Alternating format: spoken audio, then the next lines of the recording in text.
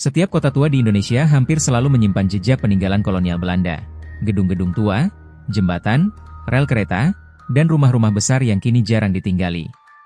Sebagian menjadi cagar budaya, sebagian lain terbengkalai, ditelan usia, ditumbuhi lumut, bahkan dihuni cerita-cerita mistis. Di sebuah kota kecil di Jawa Timur, ada sebuah rumah tua yang berdiri angker di pinggir jalan raya yang sepi. Orang-orang menyebutnya rumah peninggalan Belanda. Konon, rumah itu dulu milik seorang tuan tanah Belanda yang kejam, bernama Van der Voorn, yang meninggal secara misterius di sana bersama keluarganya. Rumah itu telah kosong puluhan tahun. Tidak ada yang berani menempati, apalagi setelah banyak cerita mengerikan menyebar. Namun, siapa sangka 4 anak muda, Raka, Lintang, Dimas, dan Sari, justru memutuskan untuk masuk ke dalam rumah itu demi membuktikan kebenaran cerita-cerita horor yang beredar. Semua berawal di sebuah kafe kecil. Raka, Lintang, Dimas, dan Sari sedang berkumpul. Mereka sering mendengar gosip tentang rumah tua peninggalan Belanda di kota mereka. Aku dengar, setiap malam Jumat, dari dalam rumah itu terdengar suara piano yang dimainkan sendiri, ucap Lintang sambil menyeruput kopinya. Itu cuma mitos. Orang-orang suka lebay, sahut Dimas, skeptis. Sari, yang terkenal paling penakut, langsung memeluk lengannya sendiri. Aku nggak mau dengar. Rumah itu serem banget. Katanya ada bayangan wanita Belanda yang suka berdiri di jendela lantai 2. Raka menatap mereka semua sambil tersenyum sinis. Kalau kalian takut, gimana kalau kita buktikan bareng-bareng? Malam Jumat nanti, kita masuk ke dalam rumah itu. Sari terkejut. Gila kamu, Rak? Itu sama aja cari mati. Lintang yang dikenal nekat justru mendukung ide itu. Setuju. Aku juga penasaran. Kita bisa rekam videonya. Kalau benar ada apa-apa, kita bisa viral di YouTube. Akhirnya, meski Sari keberatan, mereka bertiga berhasil membujuknya. Keputusan pun diambil. Malam Jumat berikutnya, mereka akan masuk ke rumah peninggalan Belanda itu. Malam yang ditunggu pun tiba. Jam menunjukkan pukul 11 malam saat mereka sampai di depan rumah tua itu.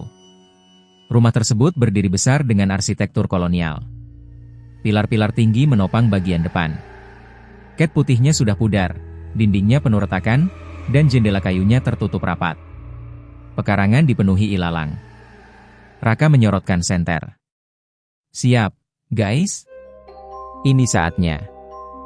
Sari menggenggam tangan Lintang, wajahnya pucat. Aku masih bisa pulang sekarang, kan? Lintang tersenyum tipis. Terlambat, Sar. Kita sudah sampai sini. Mereka berjalan melewati pekarangan. Angin berhembus dingin, membawa aroma lembab dan anyir. Begitu sampai di depan pintu utama, Dimas mendorongnya perlahan. Pintu kayu itu berderit panjang, suara yang membuat bulu kuduk merinding. Selamat datang di rumah peninggalan Belanda, ucap Raka setengah berbisik. Mereka pun melangkah masuk. Begitu masuk, suasana mencekam langsung menyelimuti. Bau apek bercampur debu memenuhi ruangan. Dinding penuh dengan cat yang terkelupas. Lintang menyorotkan senter ke dinding dan menemukan beberapa foto tua dalam bingkai berdebu. Foto-foto itu memperlihatkan keluarga Belanda. Seorang pria gagah dengan jas hitam, mungkin Van der Voorn, istrinya yang cantik dengan gaun putih, dan 2 anak kecil. Astaga, matanya kayak ngikutin kita, gumam Sari gemetar. Dimas tertawa kecil. Itu cuma ilusi, Sar. Namun, ketika Raka mendekatkan senternya ke salah satu foto, semua terdiam. Mata pria dalam foto itu tampak benar-benar menatap mereka. Lebih menyeramkan lagi, bibirnya seperti melengkung membentuk senyum samar. Guys, tadi mulutnya begini nggak sih? Raka berbisik. Semua mundur perlahan. Tiba-tiba terdengar bunyi keras dari atas lantai 2. Duk. Dug, seperti langkah kaki berat. Sari menutup telinganya. Kita pulang aja, Please. Namun Raka tetap bersikeras. Belum. Kita harus lihat ada apa di atas. Mereka menaiki tangga kayu yang berderit setiap diinjak. Senter menyorot ke sekeliling, memperlihatkan debu tebal, sarang laba-laba, dan kegelapan pekat. Begitu sampai di lantai 2, mereka mendengar suara lirih, dentingan piano. Ting, ting, Ting! Dimas menelan ludah. Sialan, beneran ada suara piano. Mereka mengikuti suara itu hingga sampai ke sebuah ruangan besar. Di tengah ruangan berdiri sebuah grand piano tua. Tutupnya terbuka, dan tutsnya bergerak sendiri.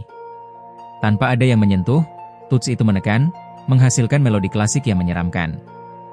Sari hampir pingsan. Ya Allah, aku nggak kuat. Lintang mengangkat kamera HP-nya, merekam semua. Gila, ini asli. Kita dapat bukti. Namun tiba-tiba, dentingan piano berhenti mendadak. Hening. Kemudian, brak. Tutup piano menutup dengan keras, membuat semua melompat kaget. Dari cermin besar di sudut ruangan, tampak bayangan seorang wanita bergaun putih dengan wajah pucat. Berdiri di belakang mereka. Sari menjerit histeris, langsung lari keluar ruangan. Lintang. Raka. Dimas, teriaknya. Namun saat mereka menoleh, bayangan itu menghilang. Raka menggenggam erat senter. Kita harus cari Sari. Jangan pisah. Mereka berlari menuruni tangga, mencari Sari yang entah kemana. Suara langkah kaki Sari terdengar tergesa di lorong bawah. Mereka mengejarnya.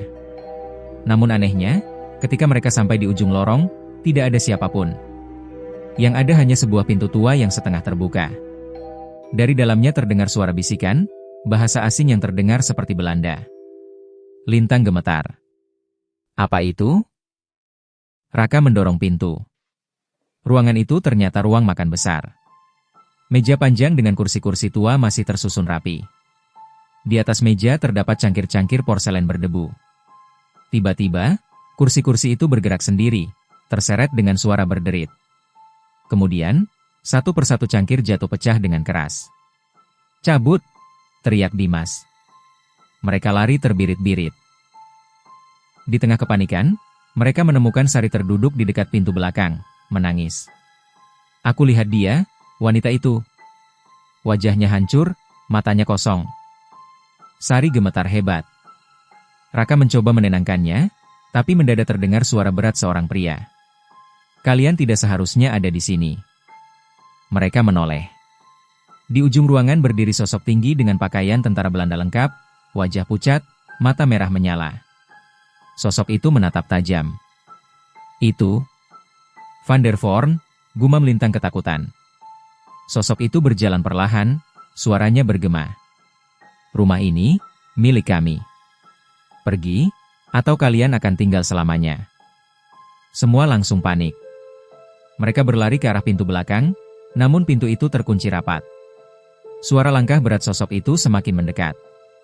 Mereka akhirnya menemukan jalan ke dapur, mencoba kabur lewat jendela. Namun anehnya, begitu keluar, mereka kembali masuk ke lorong depan rumah. Gimana bisa? Kita tadi keluar, kenapa balik ke sini lagi? Dimas panik. Lintang pucat pasi. Rumah ini? Kayak nggak mau kita keluar. Tiba-tiba, lampu gantung tua di atas berayun sendiri, lalu jatuh tepat di depan mereka. Pecahannya hampir melukai Raka. Sari menjerit lagi. Tolong. Aku nggak mau mati di sini. Suara tawa wanita menggema dari lantai atas. Tawa lirih, panjang, menyeramkan. Mereka sadar, rumah itu bukan sekadar kosong, tapi hidup. Dalam kepanikan, mereka masuk ke sebuah ruangan yang dipenuhi lukisan tua. Salah satunya menggambarkan keluarga Van der Voorn duduk di meja makan. Namun, yang membuat mereka ngeri adalah, lukisan itu berubah. Wajah anak-anak dalam lukisan meleleh, mata mereka hitam pekat. Sang ibu menangis darah. Dan sang ayah, Van der Voorn, tersenyum bengis. Lintang hampir melempar senternya. Gila, lukisan ini hidup. Raka mencoba mendekat, dan melihat ada tulisan samar di sudut lukisan. Blood bleached here, darah tetap di sini. Dimas berbisik. Mungkin itu artinya, siapapun masuk, gak akan bisa keluar hidup-hidup. Tiba-tiba, pintu ruangan terkunci sendiri. Mereka semua terjebak. Dari bayangan, sosok Van der Voorn muncul lagi, kali ini bersama wanita bergaun putih dan dua anak kecil. Mereka berjalan mendekat dengan wajah kosong, mata merah. Raka berusaha melawan dengan melempar kursi, tapi kursi itu menembus tubuh mereka seolah tak ada. Van der Voort mengangkat tangannya, dan Sari langsung terlempar ke dinding. Gadis itu pingsan. "Tidak, jangan dia," teriak Lintang. Sosok itu berbisik. "Satu harus tinggal, agar yang lain bisa pergi." Raka sadar, rumah itu meminta tumbal. Dimas, yang sejak awal skeptis, akhirnya menyerah. "Kalau begitu, ambil aku saja." Seketika, tubuh Dimas ditarik oleh bayangan hitam. Ia menjerit keras, lalu lenyap di telan kegelapan. Pintu ruangan pun terbuka. Raka dan Lintang segera menyeret Sari yang pingsan, berlari sekuat tenaga keluar rumah. Kali ini, mereka benar-benar berhasil keluar. Udara malam menyambut mereka. Rumah tua itu kembali sunyi. Namun dari jendela lantai 2, tampak sosok Dimas berdiri, menatap mereka dengan mata merah. Bibirnya bergerak, meski tanpa suara, seolah berkata, "Aku akan menunggu kalian." Raka, Lintang, dan Sari selamat, tapi trauma menghantui mereka. Video rekaman yang mereka bawa rusak total, hanya berisi suara jeritan dan bayangan gelap. Rumah peninggalan Belanda itu tetap berdiri, tetap misterius, tetap menunggu korban berikutnya. Karena sekali masuk ke sana, tak ada yang benar-benar bisa keluar.